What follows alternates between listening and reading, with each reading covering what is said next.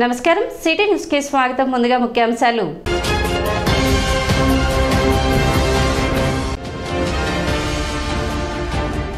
విద్యుత్ ఛార్జీల పెంపును నిరసిస్తూ చెంచుపేట విద్యుత్ కార్యాలయానికి తాళాలు వేసి నిరసన తెలిపిన బీజేపీ శ్రేణులు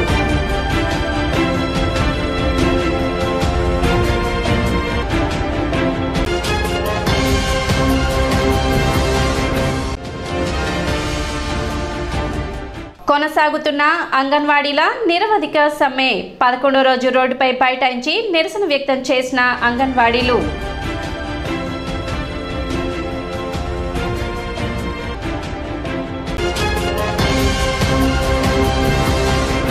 పట్టణ మారిస్పేటలోని నల్లమోతు చెంచురామాయుడు పాఠశాల నందు అయ్యప్ప వస్త్రధారణతో వచ్చిన విద్యార్థులను పంపించేస్తున్నారని ఆందోళన నిర్వహించారు.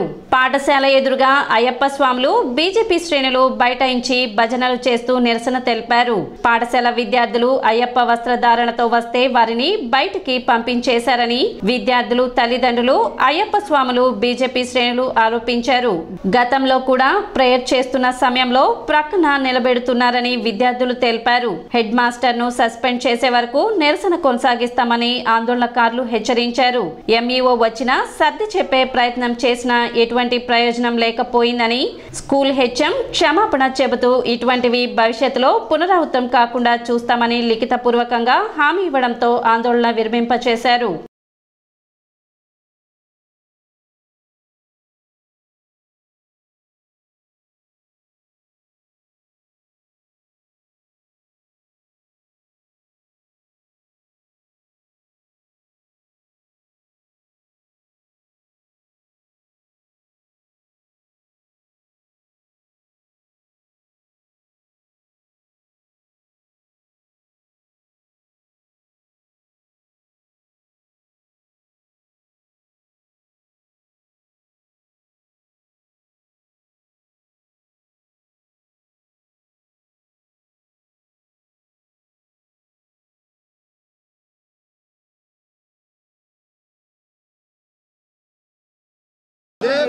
ఏముంది సార్, ఇదిగో అదేంటి బురకా తీయమన్నందుకు కర్ణాటక రాష్ట్రం మొత్తం అవార్డు ఇచ్చారు.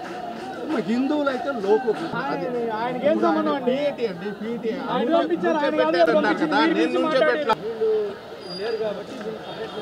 నుంచో పెడుతున్నారు అంటే మాలో ఉంటే అంటరాంతం వల్ల రాదండి. వాళ్ళు అంటుకుంటారేమో ఏంది అనుకునేది?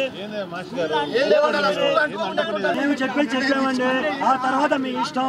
విశ్వ హిందూ పరిషత్ తరఫున మేమందరం ఒకటే చెప్తున్నాం, సాయంత్రం 5 గంటలకల్లా సస్పెండ్.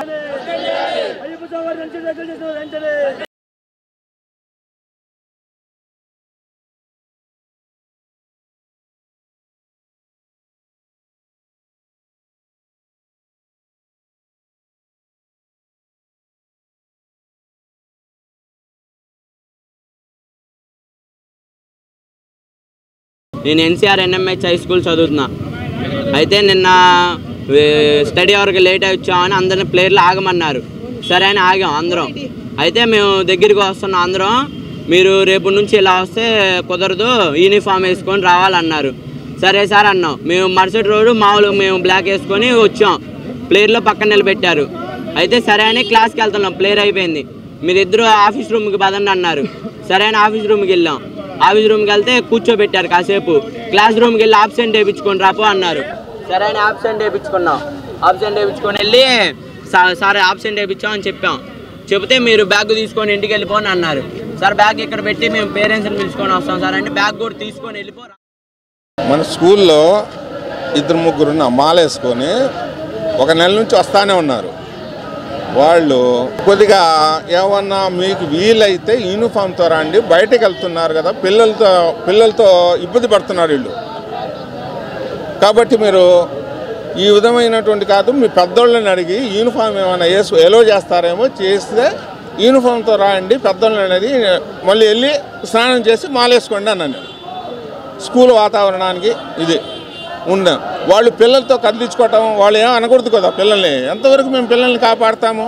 ఏం అనవద్దు అని అదన్నా నేను వాళ్ళ శ్రేయస్సుని దృష్టిలో పెట్టుకో అన్నాను. కానీ నేను వేరే విధంగా ఏం అనలా. ఎన్సీఆర్ ఉన్నత పాఠశాల ఉంది.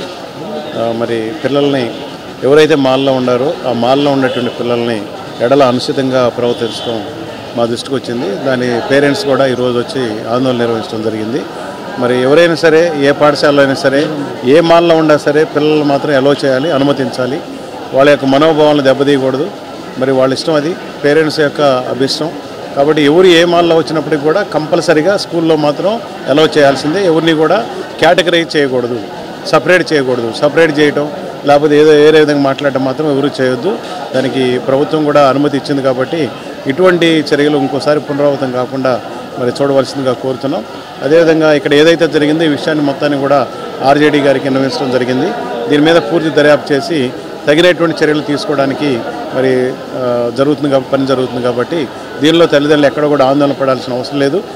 స్వేచ్ఛగా, నిర్భయంగా, నిశ్చింతగా మీ పిల్లల్ని మరి పాఠశాల తెనాలి చెంచురామానాయుడు హై స్కూల్లోని ప్రధానోపాధ్యాయుడైన బషీర్ అహ్మద్ అనే వ్యక్తి ఇక్కడ ప్రధానోపాధ్యాయులు.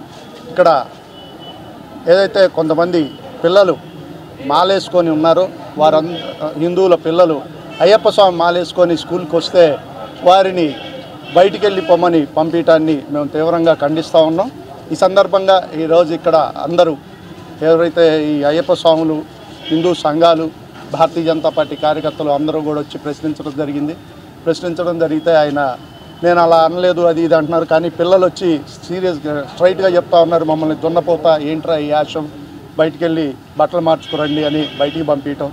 గత కొన్ని రోజులుగా ఏదైతే ప్రేయర్లో కూడా వారిని విడిగా పెట్టడం, ఇలా ఒక మతాన్ని కించపరిచే విధంగా ఆయన ప్రవర్తనని మేము తీవ్రంగా ఖండిస్తూ ఉన్నాం. ఈ సందర్భంగా మేమందరం కూడా ఇక్కడికి వచ్చి ధర్నా చేయటం, ఎంఈఓ గారు రావటం, ఇప్పుడు పెద్దలందరూ మాట్లాడటం, ఆయన క్షమించమని అడగటం జరిగింది. దాన్ని లిఖితపూర్వకంగా ఇస్తూ ఉన్నారు. వాళ్ళు అలా చేయటం అది చాలా చాలా ఇబ్బందికరమైన చెప్పారు. ఏదైనా కనుక్కొని ఎంక్వైరీ చేసి 5,000 సస్పెండ్ చేయటమా, ట్రాన్స్ఫర్ చేయటమా వెంటనే చేస్తారు, యాక్షన్ తీసుకుంటాం. మున్సిపల్ చైర్పర్సన్ తాడిపోయిన రాధిక శుక్రవారం పట్టణ వార్డు నందు పర్యటించారు. వార్డులోని సైడ్ డ్రైన్లను ఆమె పరిశీలించారు. కలవల్లోని వ్యర్థాలను, షీల్డ్ను పురపాలక సంఘ సిబ్బందిచే తొలగింపచేశారు. ఈ సందర్భంగా ఆమె మాట్లాడుతూ వార్డు నందు డ్రైనేజీ వ్యవస్థ అస్తవ్యస్తంగా ఉందని, త్వరలోనే ఆ సమస్యను పరిష్కరించడం జరుగుతుందని తెలిపారు. అదేవిధంగా గృహ యజమానులు వారి యొక్క ఇళ్ల ముందు సైడ్ డ్రైన్లు మూసివేసే విధంగా మెట్ల నిర్మాణం చేపట్టవద్దని ఆమె సూచించారు. కార్యక్రమంలో కౌన్సిలర్ కొర్రపాటి లక్ష్మి, వైసీపీ నాయకులు తాడిపోయిన రమేష్, కుర్రా శ్రీను, శానిటరీ సిబ్బంది తదితరులు పాల్గొన్నారు.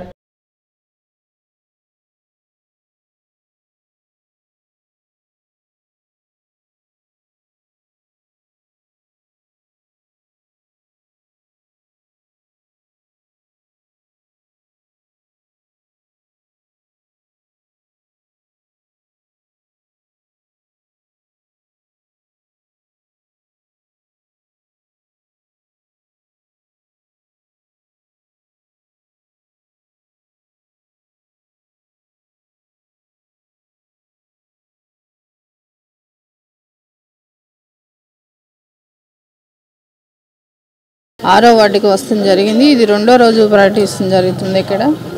అలానే కొత్త హౌస్ వేయటాన ఆ ఇసుకంతా ఈ కాలువలోకి పోటాన కాలువ వాటర్ ఆగిపోవటం జరిగింది. అలానే ప్రజలు కూడా కవర్లు, బాటిల్స్ ఇలాంటివి వేయకుండా నిర్వహిస్తారని కోరుకుంటూ, అలానే తెనాలి సుందరవనంగా దిద్దుకోవాలనేది మా ఆశయం కూడా. అలానే ప్రజలందరూ సహకరిస్తారని, అలానే ఖాళీ స్థలాలు ఉన్న వాళ్ళు చెట్లు బాగా పిచ్చి మొక్కలు ఇలా మెలొస్తూ జరిగింది. అవి వెంటనే దాని మీద మీరు అది తొలగించాలని కోరుకుంటూ, లేదంటే మేము తొలగించి దాన్ని యాక్షన్ తీసుకోవాల్సి వస్తుంది.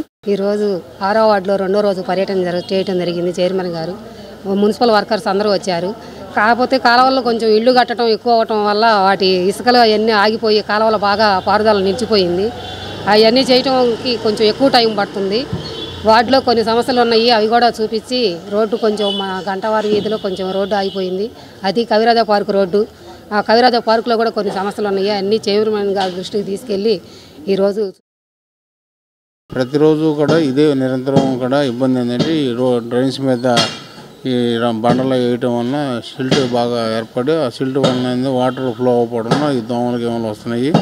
దాన్ని కూడా వెంటనే అన్ని రోడ్లలో కూడా ఏమన్నా ఇబ్బందిగా ఉంటే రోడ్డు అటు తొలగించి బండల్ని ఈ సిల్డ్ తీయడం జరుగుతుంది. సిల్డ్ తీయడం చాలా కాలమైనటువంటి వాటిలో సిల్డ్ తీయడం వలన దానివల్ల ఈ వాటర్ ఫ్లో అవ్వట్లేదు.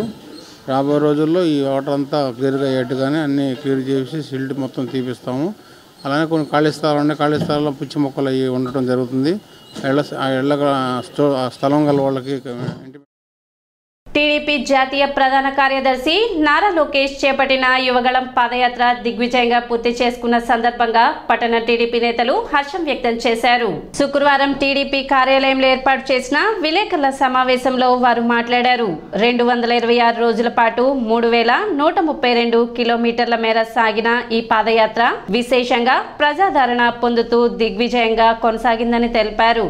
యాత్ర ముగింపు సందర్భంగా విశాఖపట్నంలో నిర్వహించిన ముగింపు సభకు రాష్ట్ర వ్యాప్తంగా టీడీపీ జనసేన శ్రేణులు ప్రజలు తరలివచ్చి విజయవంతం చేశారని, అదేవిధంగా తెనాలి నియోజకవర్గం నుండి వచ్చిన ప్రతి ఒక్క టీడీపీ కార్యకర్తకు నాయకులకు కృతజ్ఞతలు తెలుపుతున్నట్లు వారు పేర్కొన్నారు. యువ నాయకుడు నారా లోకేష్ బాబు కుప్పంలో మొదలుపెట్టిన పాదయాత్ర ఆగనంపూడిలో పూర్తి అయ్యేంత వరకు కూడా సుమారుగా 2000 పైచీలకు గ్రామాల గుండా 97 నియోజకవర్గాల గుండా 3132 కిలోమీటర్లు 226 రోజులు పాదయాత్ర చేసి గ్రామాల్లో కానివ్వండి, నియోజకవర్గ స్థాయిలో కానివ్వండి, మొదలు పెట్టిన దగ్గర నుంచి కూడా అనేక రకాలుగా కార్మికుల్ని, కర్షకులని అందరినీ కూడా బీసీలను కానివ్వండి, మైనార్టీలను కానివ్వండి, ఎస్సీ నాయకులను కానివ్వండి, అందరితోటి మమేకమై అందరితో మాట్లాడుకుంటా వారి కష్ట సుఖాలు తెలుసుకుంటా రేపు రాబోయే రోజుల్లో వారందరి కష్ట సుఖాలు తెలుసుకున్న వాటన్నిటినీ కూడా తీర్చటం కోసం కంకణం కట్టుకున్న కార్యక్రమంలో టీడీపీ నాయకులు, కార్యకర్తలు పాల్గొన్నారు. తెనాలి నియోజకవర్గంలో ఆలపాటి రాజేంద్ర ప్రసాద్ గారి ఆధ్వర్యంలో 20వ తారీఖు జరిగినటువంటి యువగళం ముగింపు సభకి తెనాలి నియోజకవర్గం నుంచి ఆ సభకు విచ్చేసి సభని చరిత్రలో ఎన్నడూ లేని విధంగా మరెవరూ అలాంటి సభను నిర్వహించలేని విధంగా జరిగిన సభలో పాల్గొని సక్సెస్ చేసిన ప్రతి ఒక్కరికి కూడా పేరు పేరున తెనాలి నియోజకవర్గం ఆలపాటి రాజేంద్ర ప్రసాద్ గారి తరఫున ధన్యవాదాలు తెలియజేస్తూ ఉన్నాం. హక్కుల్ని కాలరాస్తున్నటువంటి జగన్మోహన్ రెడ్డి మీద తిరుగుబాటు వచ్చేలాగిన ఈ సమాజాన్ని చైతన్యం చేసేదానికోసం, ఈ సమాజంలో అన్యాయాలకి, అక్రమాలకి, దారుణాలకి గురైనటువంటి వ్యక్తుల దగ్గరికి లోకేష్ గారు స్వయంగా వెళ్ళి మీకు అండగా నేనున్నా. అంగన్వాడీలు చేపట్టిన నిరవధిక సమ్మె 11వ రోజు కొనసాగింది. విఎస్ఆర్ఎన్ ఎన్వీఆర్ కాలేజ్ ఎదురుగా తెనాలి మంగళగిరి వెళ్లే రోడ్డుపై బైఠాయించి నిరసన వ్యక్తం చేశారు. గౌరవ వేతనం కాకుండా కనీస వేతనం కల్పించాలని, పాదయాత్రలో తమకు ఇచ్చిన హామీలను ముఖ్యమంత్రి జగన్మోహన్ రెడ్డి నిలబెట్టుకోవాలని డిమాండ్ చేశారు. ఈ సందర్భంగా భారీ సంఖ్యలో వాహనాలు నిలిచిపోవడంతో వాహనదారులు కొంతమేర ఇబ్బందికి గురయ్యారు. అంగన్వాడీ కార్యకర్తలు 11వ రోజు సమ్మె సందర్భంగా ఈ రోజు అన్ని చోట్ల 11 నుంచి 11:30 వరకు రాస్తారోక నిర్వహించమని మా నాయకులు మాకు చెప్పారు. అందుకని అరగంట పాటు మేమందరం రాస్తారోక చేశాము. మేము ప్రజలకు కానీ ఎవరికి కానీ ఇబ్బంది కల్పించే ఉద్దేశం మాకు ఎట్టి పరిస్థితుల్లో లేను. మేము మహిళలు గట్టిగా ఎవరు మేము పోట్లాడగలిగిన శక్తి సామర్థ్యాలు కూడా లేని వాళ్ళము. అయితే మా శ్రమ అందరికీ, మా కష్టం అందరికీ తెలియాలన్న ఉద్దేశంతోనే ఈ అరగడపాటు రాస్తారోక చేశాము. ఈ అంగన్వాడీ 1975 సంవత్సరంలో మొదలైందండి. మేము 2002లో అంగన్వాడీకి వర్కర్లుగానే వచ్చాము. మేము ఎవరికి టీచర్లు అని చెప్పుకోము, మేము అంగన్వాడీ వర్కర్ అనే చెప్పుకుంటాము.